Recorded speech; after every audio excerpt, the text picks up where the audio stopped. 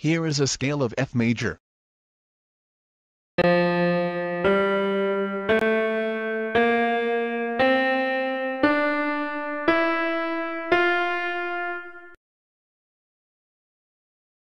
Now let's see how we play it with right hand.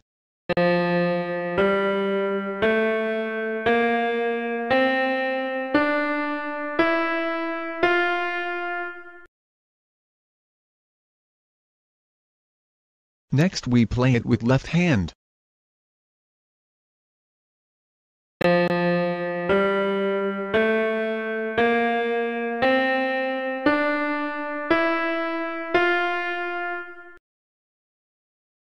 Now we try to play it on the actual keyboard.